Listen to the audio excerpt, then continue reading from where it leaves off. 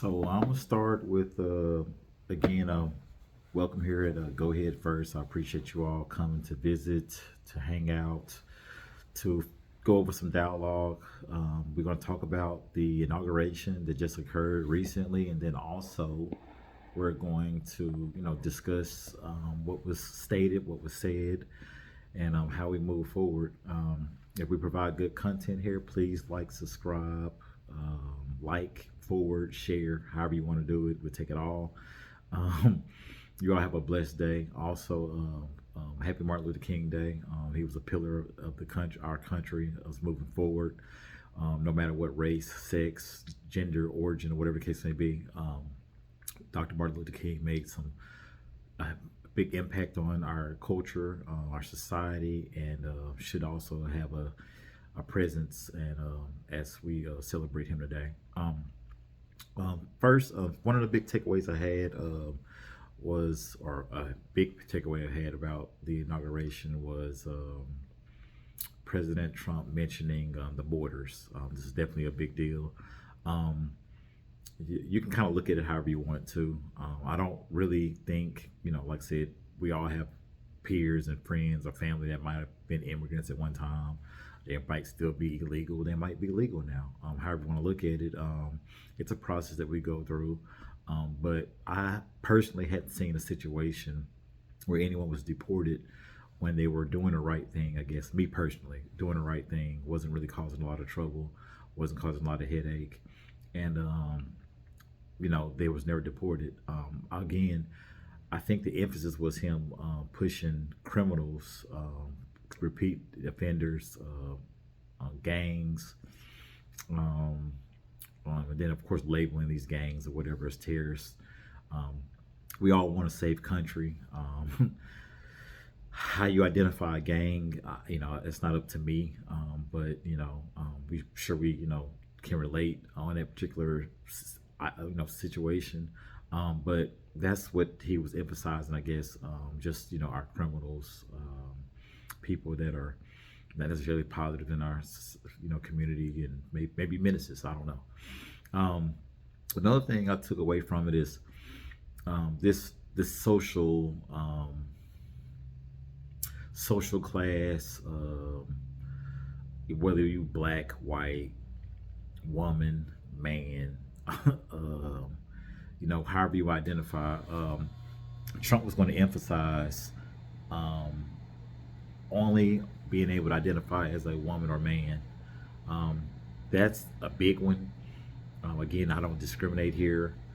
Whatever you choose to do, however you choose to do that, that's on you.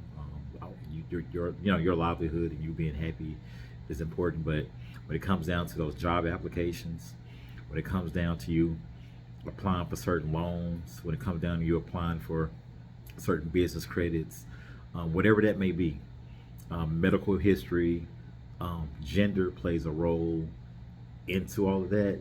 Our school systems, plays a role. Like, it is an issue. Like I said, I don't discriminate, but obviously you're gonna pick man or woman. That's just where we are now, I guess, are going to.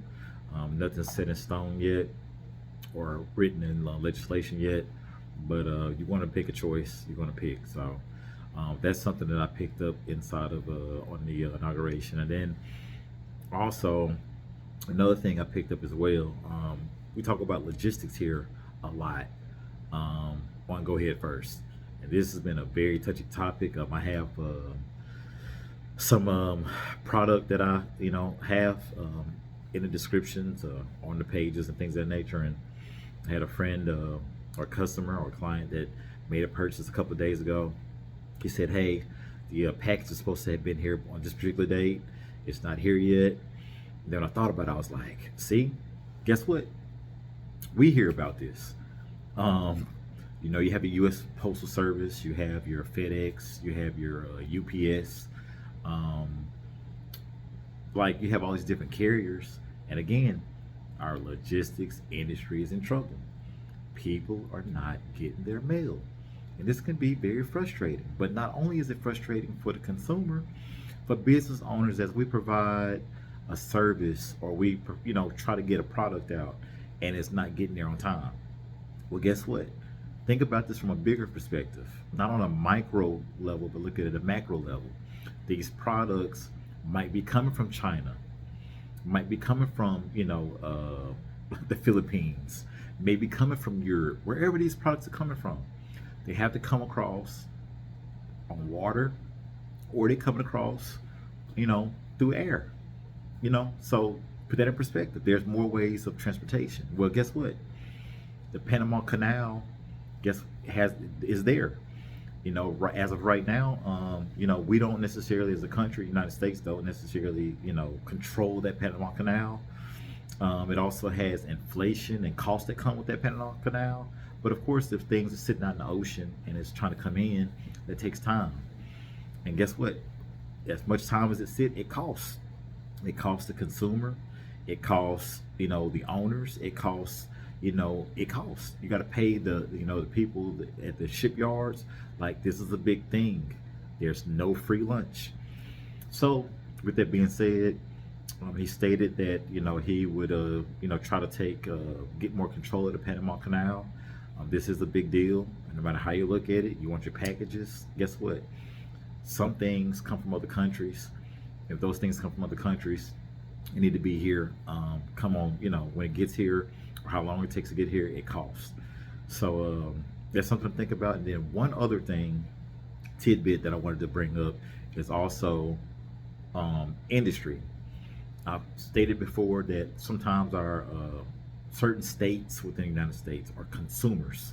And there are certain states that they produce or manufacturing, whether it's steel, and then like I said, California does agriculture, a lot of agriculture actually. But with that being said, you have some industries, specifically manufacturing, and he's mentioned drilling for oil again.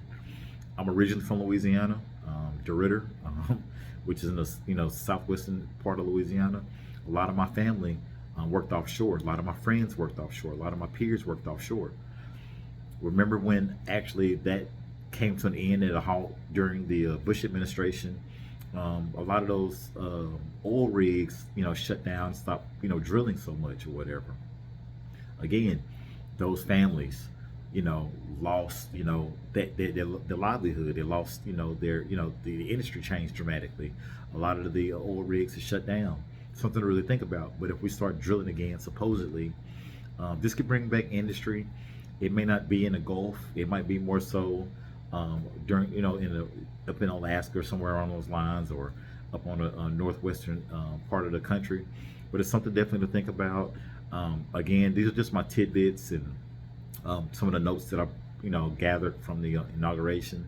Again, no matter what president that's in office or administration that's in office, there will be changes. There will be some positive changes. There will be some negative changes. But you have to take advantage of those, things that you benefit from, and then of course take those punches and those licks for those things that not necessarily that great, and move forward. I really appreciate you all chiming in. I thank you all for checking in.